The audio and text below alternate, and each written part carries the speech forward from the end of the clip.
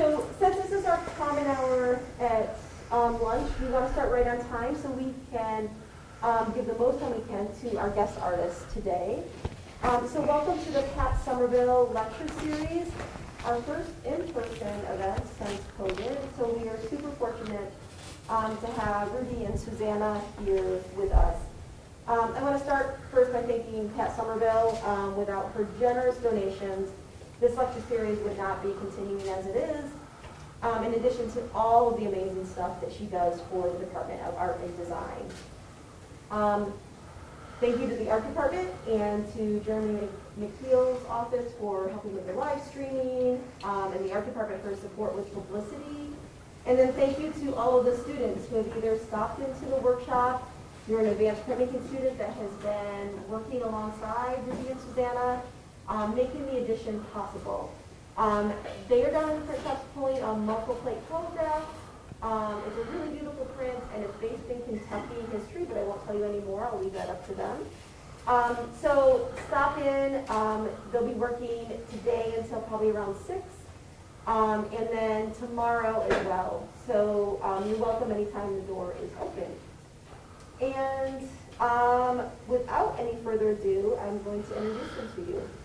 So Susanna Crum and Rudy Salgado live in Louisville, Kentucky. Together they run Calliope Art Printmaking Studios and Galleries. They're both working artists that work within a local and national community.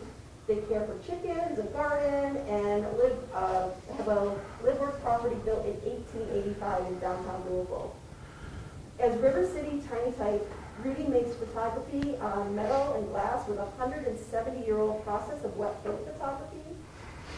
Susanna is an associate professor of fine arts and printmaking at Indiana University Southeast. Both have been recipients of multiple residencies, including one in Norway, in the Edinburgh Printmakers in Scotland, and Cal Art Institute in Berkeley, California. They met in 2009 while pursuing MFA degrees from the University of Iowa in Iowa City, and then moved to Kentucky in 2012. I have had the pleasure of interacting with both of them at multiple different times. Rudy, I will have to say, is kind of a renaissance man of art, as you'll see. He has so many different ways he thinks about making art and capabilities as an educator and as a maker. And I think just last year I was an external reviewer for Susanna's tenure portfolio. And her research and the depth of her thinking and studio practice is really impressive, coupled with her amazing community art philosophy. So without further ado, thank you for coming. It's been a pleasure to have you guys here, and I'm going to turn it over to you. Thank you so much. Oh, I stay here. Yes, stay here. Thank you all so much. And again, I'd love to echo Nicole's statements about just how wonderful it's been being in the print shop and getting to know everyone so far. If you haven't been down there yet, please stop by. We'll talk a little bit more about that. We've got prints out, and just so excited to get to know you all. So I'm Susanna Crum, and this is Rudy Salgado, and we're going to give a talk today in 3 kind of parts. I'm going to introduce my work and studio practice. Then Rudy will talk about his work. And then we'll talk in the 3rd part about our community-based studio, Calliope Arts in Louisville. So I'm going to go ahead and go first.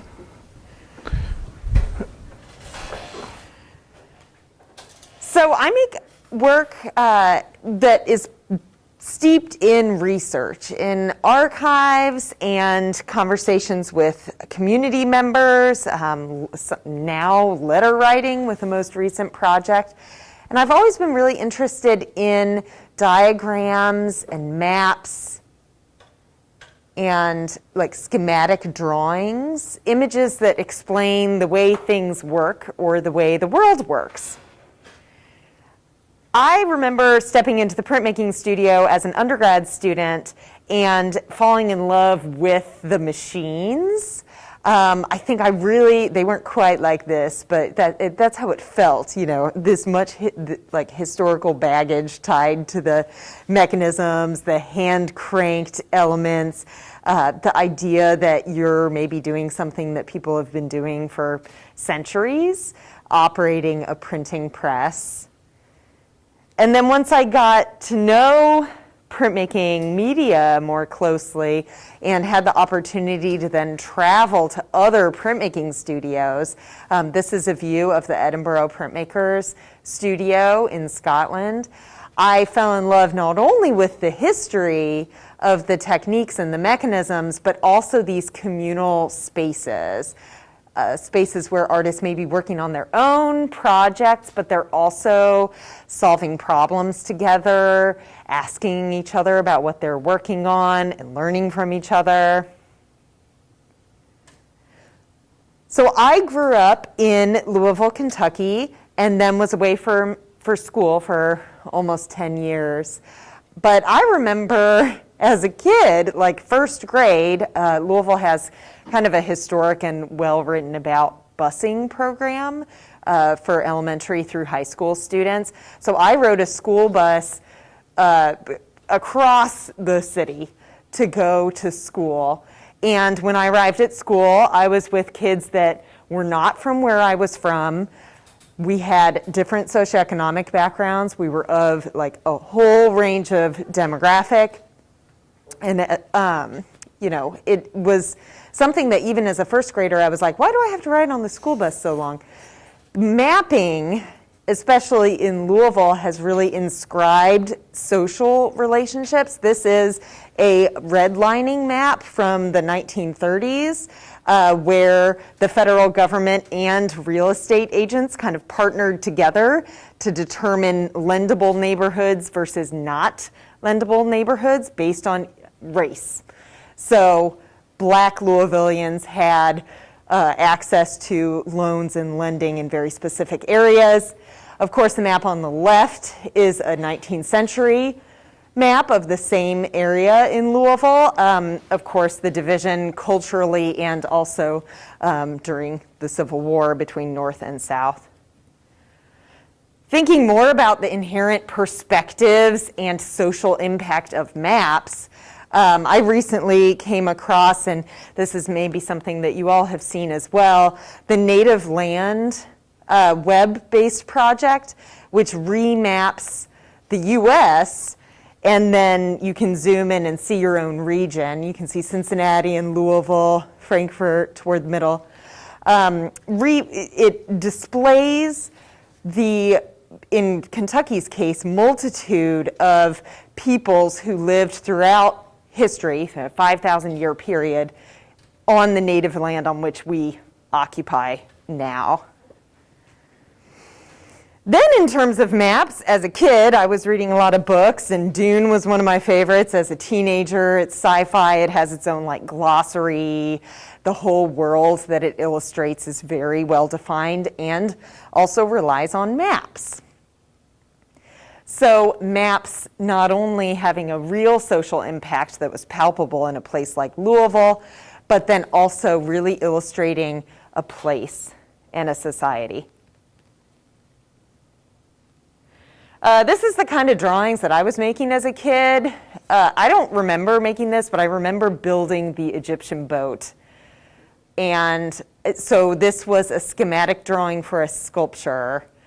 And I actually had the pleasure of sharing this drawing with kids at the school where I went, and they still do the Egyptian boat project. And this was not part of the assignment, but some part of my brain really needed to have a material key and a schematic organization system. And I really still to this day love presenting information in a way that is instructive, whether it's a truth or a fiction, maybe a combination of both. I was invited in 2014 to be an artist in residence at the Kentucky Derby Museum in Louisville. I'm really interested in Louisville. I love making work about Kentucky and where I'm from. That's something that we can talk a lot more about, making decisions with what subject matter you make your work. With the Kentucky Derby Museum, they invited me, they said, hey, you work with archives, you do a lot of research into maps and documents. Can you use our collection and you can just have open access, find stuff and make work about it? So I was interested in finding kind of what wasn't already in the archive and its associated museum. And so as I did research, I was trying to find images of the first jockeys of the Kentucky Derby starting in 1875. And I couldn't find many portraits of the jockeys. And that's when I found out through more reading and research that 12 of the first 15 Derby winning races, they were all African American jockeys. Some of America's first great athletes, and they weren't even, in many cases, photographed. So I made this big multi-panel. It's a drawing, but it's very printy. There's transfers and graphite and found materials like the book pages. And so I made this almost like a ledger about them and the horses that they raced. I had the opportunity to work with a video artist, Tiffany Carbonneau, and project versions of these drawings on the actual paddock this was the Jockey Club actually at Churchill Downs. And so this building itself was where wealthy derby goers would hang out. But at the base of that structure is the paddock where the jockeys take the horses to the racetrack. My terms aren't great, but it was 80 feet tall. It was really exciting to make work outside of the gallery space, in a space that you don't expect to see art, so kind of the rules fall away a little bit. This is another collaboration with Tiffany, using, again, a lot of archival imagery and overlay through animation. And this is called architectural video projection or video mapping. And that's something that maybe some of the digital art students or design students may be doing. I'd be happy to talk about it. This is kind of what my research looks like when, like, the Kentucky Derby Museum was like, here's all our folders and all our envelopes, take it. Usually it's much more formal. There's a person behind a desk that protects the collection, and you pick out, one thing at a time that you get to take out of a box, and it's all very precious and special. This was a study day that was organized by the University of Edinboro in Scotland when I was doing the print residency. And I found that I can get funding to go to these residencies on the basis of, through my archival research, I make connections not just with the residency program, but with universities and with libraries. The National Library of Scotland actually helped organize this study day, as well as with like an architectural preservation group. So there's so many different ways, sometimes just adjusting the relationships that you're building when writing a grant really kind of opens the door. And in this case, the stuff that I saw in this archive kind of changed what I was going to do for the next few years. So I saw in the archive, they pulled out this globe, and it's this big, and there's only the northern hemisphere sitting on the tabletop. And this was designed by a kind of Renaissance person, a sociologist and historian and amateur weatherman, Patrick Geddes, activist in the early 1900s. And he had, nobody really knew at the archive what the colors meant or what the marks meant. And that felt really significant to me. So I'm looking more at maps, and I'm thinking about making globes.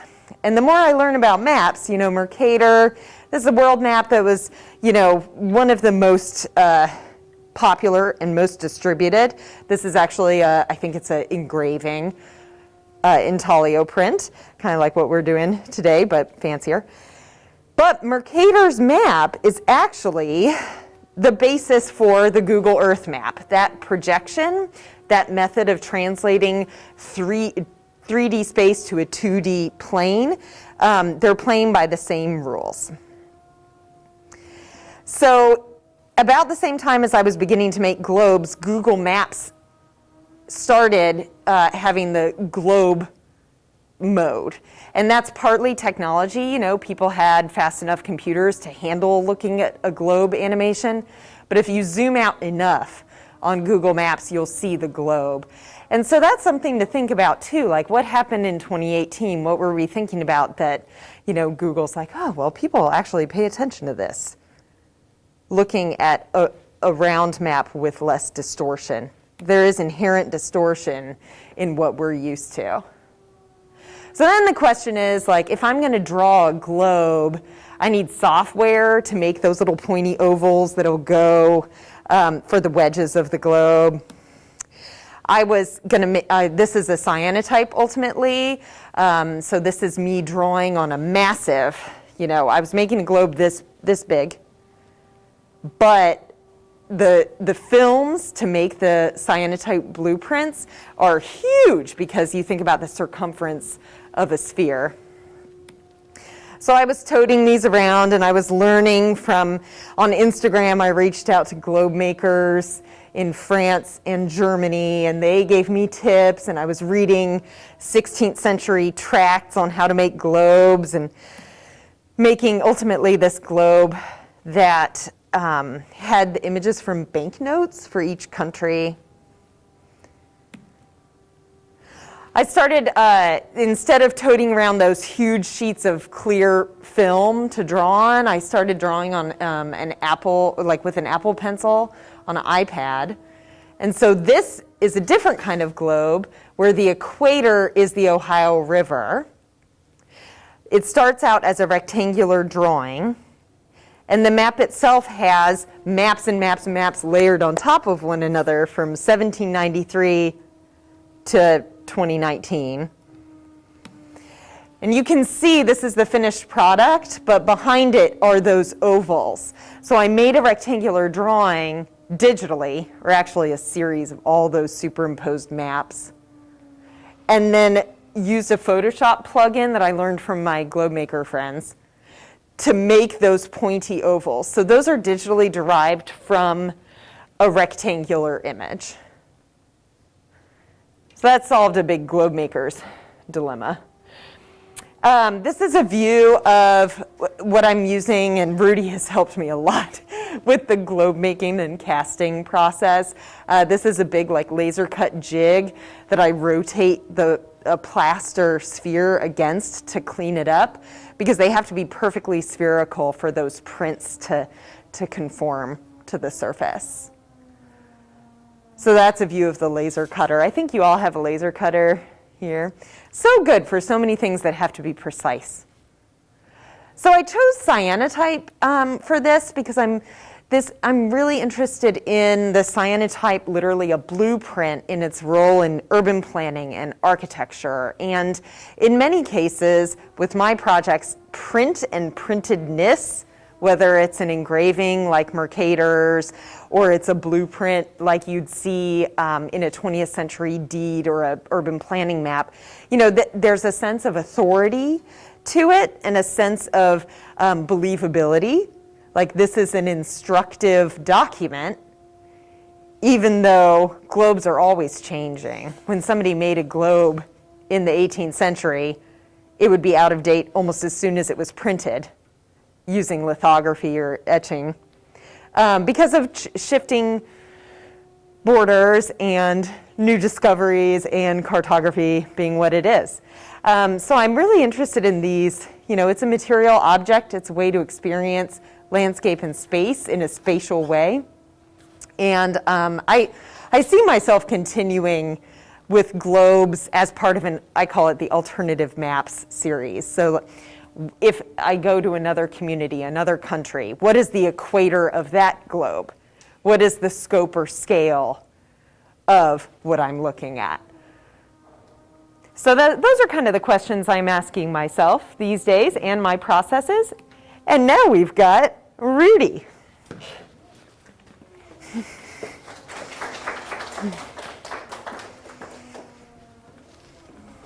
Okay, so this is what I call Bubble Guts Enterprises. This was my Mfa Thesis Exhibition show. I'm really kind of exploring our healthcare system, right? So this is kind of like pre-Affordable Healthcare Act, and I was way ahead of the curve there. But this was kind of an installation where people would kind of walk in Meet the Doctor. I was playing Harold D. Butzer, so it was an interactive piece. The collection that you see kind of around the wall and the outskirts, it's all like random objects that like I don't know, you ever like see something in a junk store and you're just like, I really like this thing, I don't know why. So I'm kind of like collecting, I'm a big collector, I'm really organized, maybe a hoarder maybe, but like super organized. So if it's organized, I'm not a hoarder, right? But everything has a tag on here, right? So this is, everything has a tag, so this is a like really organized system or collection that has a collection number to it.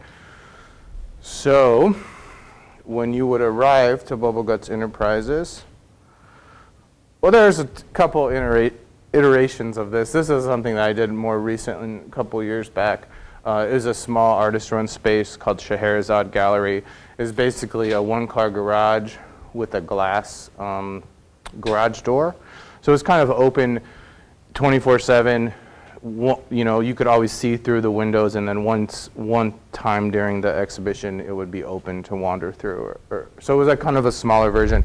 This, I did not dress up like a doctor and did not play a role in there. So I'm referencing the body with all the pink and all kind of the objects I'm collecting. I'm collecting things that reference to me, like organs, things that transport fluid, things that kind of like part of a larger system of a body or an organ.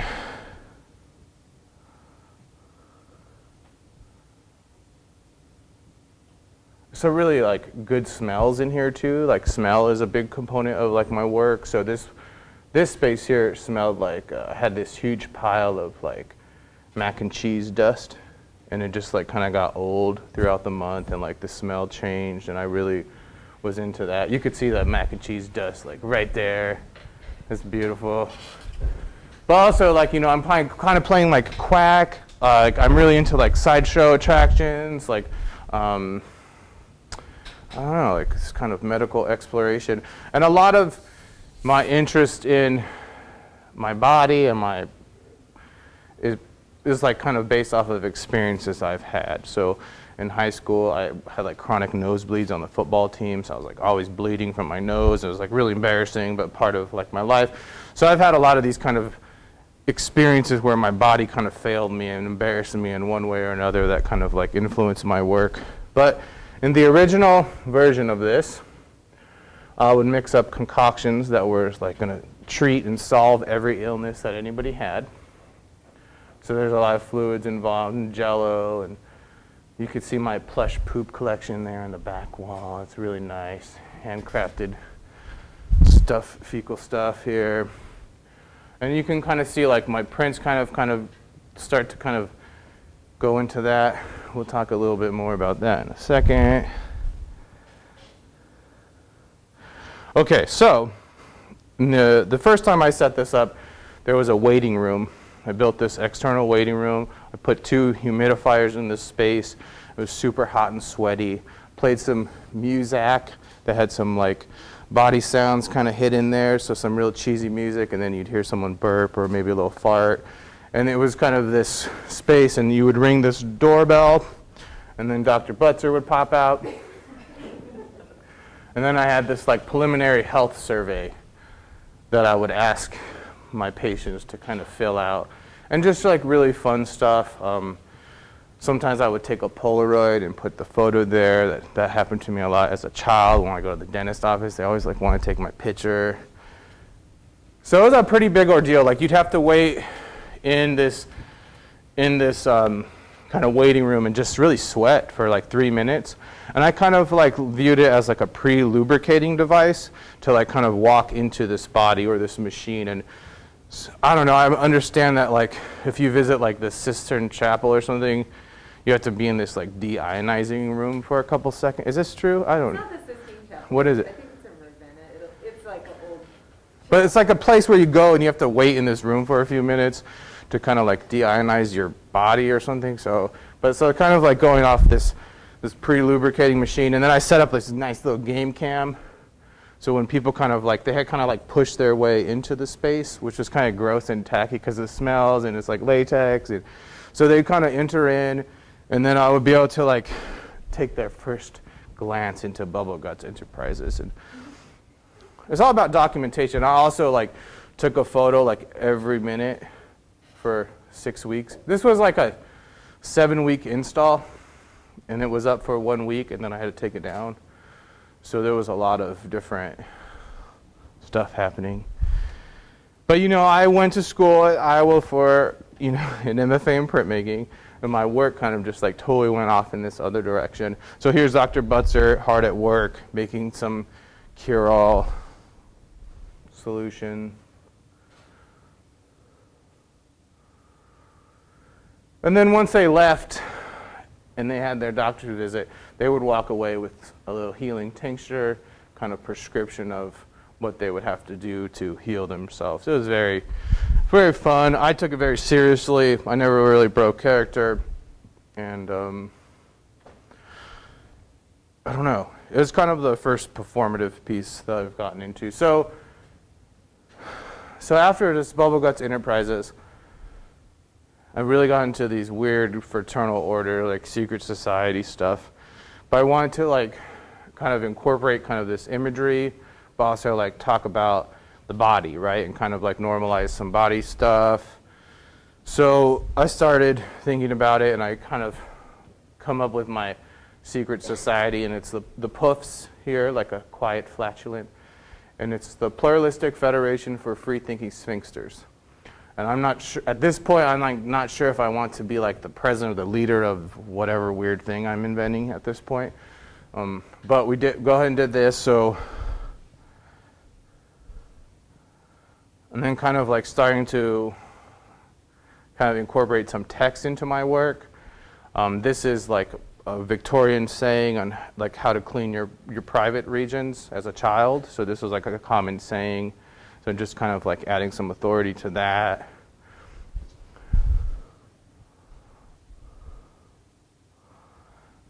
And then I think like out of this kind of work, which I haven't been doing that much of lately, I think probably this is like the most successful piece that I've made that kind of like works with this like poster images, like maybe some propaganda, but also kind of exploring our bodies as our own specimens. Okay, so I grew up in Southern California. We ended up buying this building from like 1885 and just like really got into like this history of this place. And then I learned about metal detecting, and then I like got really into bottle digging. So this is a Victorian Privy. My building was not built originally with like running water and electric. So at one point people had privies or outhouses in their backyard. And I was fortunate to find my privy in our building. I quit digging this hole at 19.5 feet. It was stupid. I wouldn't recommend it. I was like way down there. It's like horribly terrifying. My ladder ran out, but it felt pretty safe. This is a brick-lined 4-foot circle. The most dangerous part is like a bucket full of soil like falling on my head, in my opinion.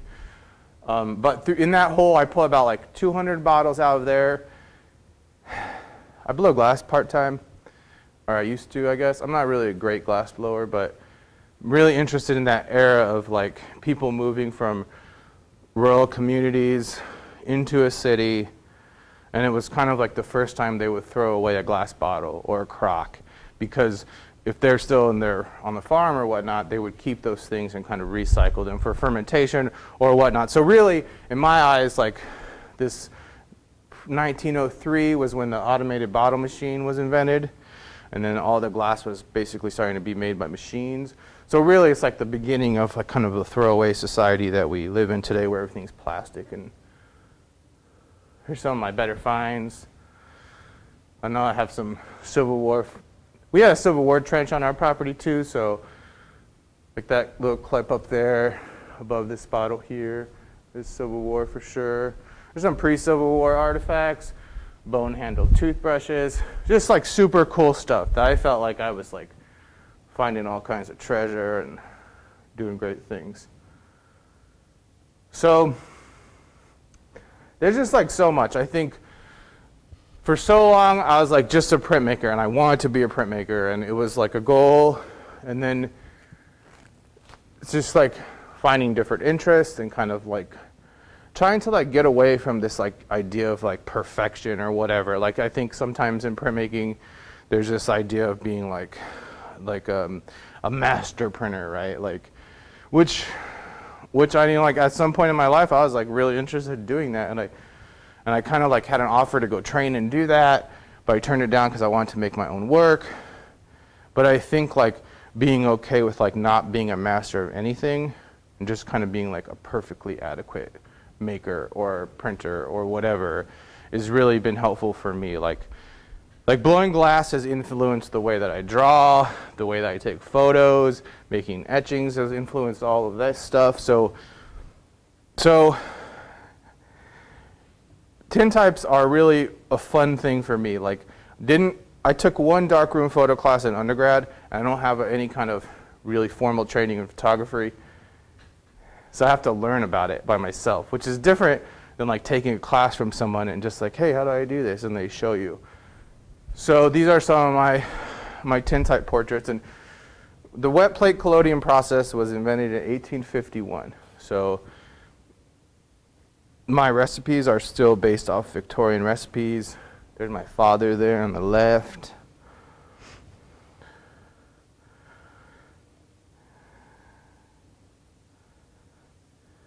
So it's really hard to explain, but I think like when I'm making things, if it's like print or ceramics or glass or tintype, I'm just always thinking about like the history of people who worked with those processes before me, and I just really feel like I feel kind of honored or like privileged to be like continuing whatever it is that I'm making, you know? Like I feel like in a way it makes me feel like a lot, like it makes me feel like human in a way, I guess. I don't know if that makes sense. I think this is like when you come and talk too now. Yeah. So go ahead. You're good. Okay, so I am fortunate enough to have a one-semester research leave sabbatical from my teaching job. I teach full-time at Indiana University Southeast, and the pandemic happened. So instead of trying to like go to some remote residency in Japan or something, you know, it was the pandemic. And Rudy and I have always been talking about, well, Rudy says often, you know, why we're going across the Atlantic, we're going here and there, like we don't even know our place. And so we talked initially about like, okay, let's design a project because of the pandemic, car travel will work, we'll need to camp, you know, like low social distancing, low contact stuff. How do we get to know Kentucky, the state where we lived together for like almost a decade, and learn about it through tintype? And so I'm, in my work, very interested in, as I talked about, like maps and systems and kind of looking deeper into these things that we take for granted or that we don't really think about. And the postal system is one that's really weird. You think about it as maybe like a boring everyday thing, but it's bizarrely local. The oversight is minimal, especially in rural communities, and it has a long history of being a community gathering place because they were often general stores and just general meeting places to gossip and catch up with people. Additionally, tintypes, as we did research, were the first photos that people were sending long distance to one another. So in the 1860s, you had people going to war, you had people moving to cities for work, you had massive like migration of humans and then wanting to send photos back and to distant family and friends of landmarks, of celebrities, of their lovers, you know. And so tintypes, I think we're both interested in that as like kind of like a proto-social media, tintypes and the mail system. So mail systems like this is an old post office general store where Rudy is, and then that's a coal truck. This is in Bryant's Store, Kentucky, which is named that because the post office was at Bryant's Store. Often a town would get its name because of its post office, and that would be the beginning, and then we're finding the end of a town is losing and having your post office, even now? Yeah, so I don't know. This is me. This is a 8x10. I think it's a 1930s James and Burke 8x10 camera, and it has a 1853 Darlot lens on it. So the lens is a historic lens, and it has what they call a bokeh to it, or it's called a Petzval lens. So it kind of has a swirl. So I'll focus on you, and then you'll be really in focus, but then kind of around the edges is kind of blurred. They're a really nice example of a really large tintype in the show route here, from a man from Utah. So we started out this project having to find these post offices, and many of them are closed or they're operating and they're in tiny towns. We're looking specifically for sites that are either made of materials or still the same building from like the era that people would mail tintypes, so like 1860s to 1930s. There's a lot of data out there. I think when I'm making my map-oriented projects, it's a deal breaker for me if I can't find like reliable information.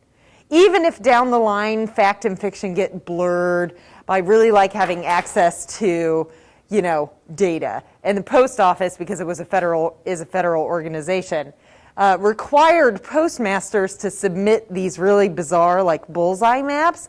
So these are all like every couple years somebody who ran a post office, which often could just be the guy or lady who ran a general store.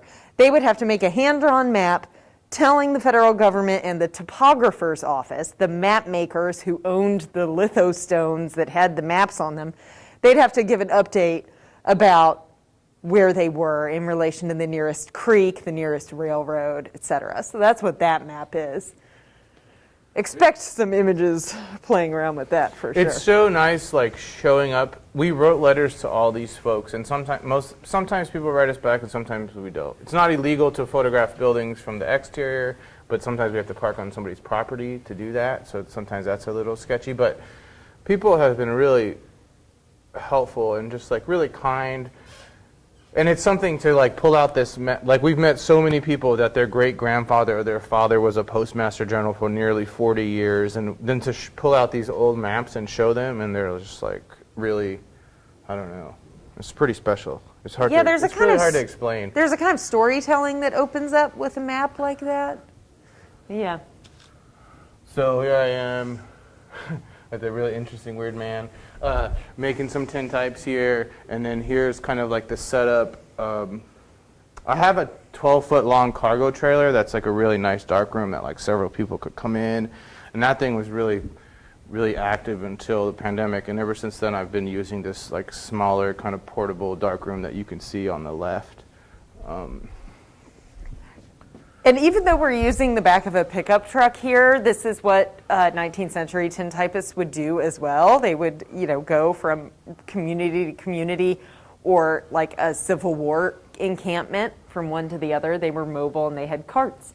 Yeah, I think like by the end of the Civil War, by the 1870s, like tintype, other processes became available that was like cheaper, more affordable, and more accessible to like average folks. So tintypes really, or the wet plate collodion process really became kind of like itinerant photographers. Like people would travel along with a wagon, or they would go to fairs, pretty much like exactly what I'm doing today still, but now I have a vehicle instead of a horse and a wagon. But there's a man in this country named John Coffer that traveled all the way from New York to Oregon in a horse and a carriage in the 1980s making tintypes. And he's one of the first people that like kind of brought back the wet plate process to this country, I guess, to my understanding. And then, like sometimes when we're out in these rural spots, like some people are like, don't want anything to do with us. We're like a big sideshow. Like we pull up and people are like, what's for dinner? Or what are you guys cooking? Or what are you guys selling? And a lot of times, like, they don't want anything to do with us. But sometimes if we say, hey, we're making tintypes, and those are like the photos from the Civil War, they'll get a lot more interested in what we're doing, and then that opens up another conversation, and then they end up telling us that for the last 30 years, they've been hanging out on this porch like every Saturday night, just like catching up with the local guys and the news and watching the UK football games. And so it kind of like opens up, I don't know. There's like this like weird macho-ness to tintypes, I think. And I think that has to do directly with like the war and the portraits of all the soldiers. And maybe not even macho-ness, but also like accessibility. The fact that these were something that like many people could actually afford to have their portrait taken. Whereas before photography, it would be a painting, and that would be a huge amount of money. And then other photographic processes were still expensive. And these were something that, like, you know, people are still finding in their attics left over from family members. So on our travels, we usually will stop by Antique Mall, and like tintypes are not that expensive. Like you could find them at the antique store, and it's nice for me to have them to like show examples to people who come make a tintype. We found one that had been cut. Like this handsome young man like cut himself out of this tintype, right? So you think, well, maybe he broke up with his partner, maybe he's the one that made it, so he must have been the one that cut the tintype. So it's kind of special that way, right? But then you're also thinking about, well, maybe they couldn't afford 2 tintypes, so they just like cut it down the middle and they get a picture of both of them. So there's a lot of like imagination. And this post office here is about the size of a minivan. It doesn't look like it in this photo, but it's just like a small little post office. This post office is open twice a week for 2 hours a day, and it's pretty much going to lose its post office. And then when that town loses its post office, it's going to lose its name more or less. So this is Channel City. Cannell City. They're famous for their cannel coal. And in like the 1820s, 40s, people, No, like 19 teens, earlier, up until the 1930s. But like people, like really impressive, important people from like around the world would travel to this really small town to buy this coal because it was really good coal, and everything's closed down, and it's pretty amazing just to be there. And But so I think, you know, we're continuing with that project and hoping that it becomes, that we can get it published as a book. And we're learning. We've never published a book before, but we're talking with a lot of people, trying to figure it out. The thing that we've been working on, our collaboration for the longest, is our studio, Calliope Arts, which officially opened in 2015, but we started work on it in 2012 when we first moved back. So this is the building, and it's a duplex. So there's doors on either side. The studio is on the right-hand side of the building. Rudy's Tintype studio is going to be on the other side shortly. yeah. And then we live on the 2nd and 3rd floor with our cat. And then we have tenants that live and help us pay our mortgage on the other side. And they're artists and musicians, usually. This is the studio on the 1st floor. And we were renting this space, and then our friends who owned it were like, hey, we're moving, you want to buy it? And then we had to hustle and figure that out, and just skin of our teeth. So these are some of the goals that we have and kind of things in mind as we're operating. So sometimes we'll invite visiting artists out, and we'll run print editions for them or help them print their editions. We've done, I think, 4 now, 4 different artists. And we fund it all, so we can't like do it a lot, but usually we'll provide the materials and everything if the artists will like show up and get themselves there, you know. So a good friend from graduate school, Zach Stinson, he made these more or less like, I don't know what to call them, paintings or drawings, but it's fabric that's laser cut into these old like classic paint by numbers, and then he's adhesive backing archivally. That's crazy. And then we put every piece down alone, and it's good. So I think like when we first started Calliope, like we really didn't know what we were doing, so we reached out to like all these business organizations, and some of it was really good. Like there's this organization called SCORE, and it's just like a lot of really old retired folks that want to make a lot of money. So like we go and talk to them, and they're like, so you're starting a business that's competing with Kinko's. And it's like, no, that's not at all what we're doing. You're not listening. So I just, just kind of advocating for ourselves and what we're doing. So I had to get this was really fancy at one point for me, to go in and talk to these guys and kind of try to get them to understand that we're not trying to do this. And they still didn't really get it. They're just like, how much do you want to sell this business for? And it's like, that's not what we're doing here. But we do a ton of outreach. I guess at this point, mostly me. I'll go to local museums and teach printmaking workshops, or we'll go to little festivals. I think one of the really good things about printmaking is that the cost of the prints are more affordable than say a painting. So it's a really good place to kind of get people to possibly collect work or be collectors. There's not many art collectors in Louisville, so we're always trying to just kind of help younger people start to collect art and kind of educate them on what printmaking is and work on paper. So yeah, you have to buy a wedding present for your friend. And why not buy them an original mezzotint, instead of a salad spinner? I don't know. So then, something we did during the pandemic and are still doing is we delivered lithostones, plates, films for screen printing to artists in the area, and then they made an image. All the prints were 11 by 15. And then we sold them, and a portion of the proceeds went to Artist Relief Trust, which does micro grants in the Louisville area supporting artists. So we raised almost $2,000 for them. Yep. Which felt really good. And they're still selling, and we're going to at some point show the work all together. In the early days and continuing, we had to learn how to build our own equipment. We restored a litho press. We had to, build stuff in the snow. This was early days. And then here's a before and after. This first floor was a kitchen.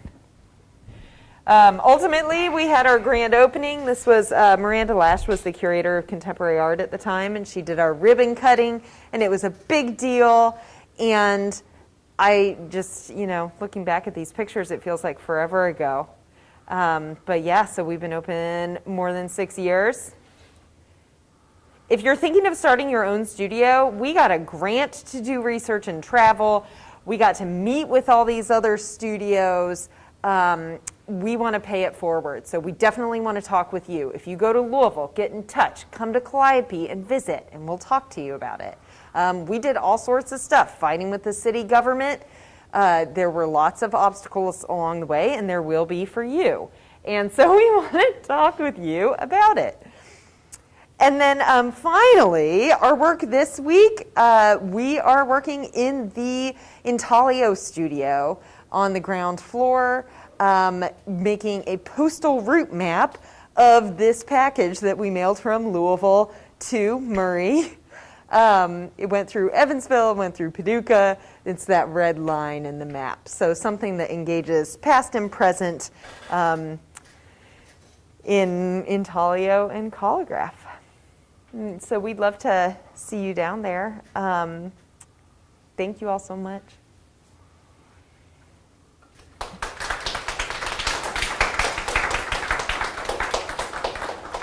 We have 16 chickens behind the shop, behind that building that we showed you. Right downtown. It's awesome. Yeah. So cool. That's our sweet rooster, but we had to get rid of him. But he went to a farm. He went to city to farm. It was good. So I think we have a few minutes for questions. And then also, let's continue the conversation in the print shop.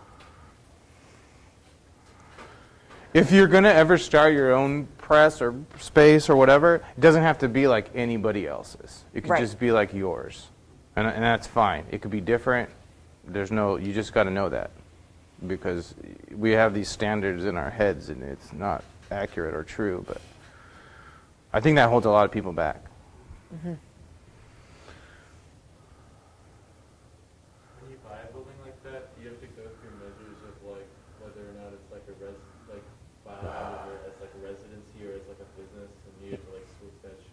Yep. Yeah, we're still dealing with that. Took us months. Well, we are zoned like residential, but in our neighborhood, it's all commercial buildings. So we had to put a fire sprinkler system in to be able to legally Live there. So we're Louisville's first legal live workspace with a fire sprinkler system throughout the whole side of our side of the building. And there's all kinds of weird stuff like that. Like even, it's been really hard for the banks to give us like a fixed rate mortgage. It is adjustable mortgage every 5 years just because of like the neighborhood that we're in. And then next door to us, we have this income generating property plus this business that we live above. So it is like different. And I think like, do your research on the city. Like if you're thinking about opening a spot or a place, like just be aware of like what that entails. Because some cities are way easier to work with than others. And some are harder.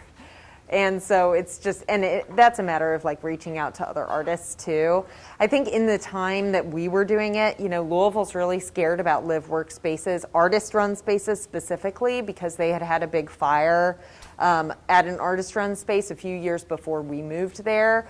I think about the tragic ghost ship artist-run space out in California that burned and people died, so, and they had, stairways built of pallets. So I guess you can't blame local government for being like, artists, how are they, they can't have their own space. But that's what you're up against when you're talking about making an artist-run space is like risk aversion. Like local government will be like, gotta be careful, gotta spend money. And we're not the types that have our own architects or developers behind us. But in our case, it was more affordable. It worked out. To put a fire sprinkler system in than to find another building to operate our business out of. Right. You know what I mean? So it's kind of, I don't know. It was worth the effort to only have to pay one rent payment for our business and now we own the building. So. Todd? So I think like a lot of both of your work feels, it's like very research heavy. So I guess like for the group, like what do you think like the balance between the output of like the artwork and the research is? Is there like a division between the two, or are they like just purely like combined, or are you like more excited about one than the other at some points, or is it just like pure excitement about both there? I think like when we work together, like it's always a compromise. And Susanna's like research is way more thorough and professional and like legit. And where my research is just like Googling some stuff and be like, cool. Or like, you know what I mean? Like it's just like, so for example, with this post office project, like I wasn't like super big fan of like traveling around photographing post offices, like there's so much cooler things to make tintypes about. But kind of like talking to her about her ideas and like kind of compromising and then getting out there, like meeting these people and like, just like, I don't know, it's hard to explain. Like when someone tells you that like, their mom went to the post office and the post person like would read her mail to them because they're weren't able to read. Like you realize that this post office and this community that is built is like much larger than just like a post office. So I don't know. What do you think? I was going to say some of it kind of. So I don't know much about photography, but it kind of like reminds me almost like of Richard Avedon, one of my favorite like songs of the American West. Is going to these small towns and just like documenting these rich histories of these kind of unknown places. And it seems like this kind of has a similar vibe, just more research maybe on the front end. But also like we're trying really not like hard to like not be like the city slickers that like show up into like Appalachia or the hollers and like be like, hey, we're here and like we're culture vultures. Like we have to be like really respectful of. And I think like when the people start talking to us and they see Susanna's research binder that's like huge, like they're really impressed and they know that like we're not there to like I don't know.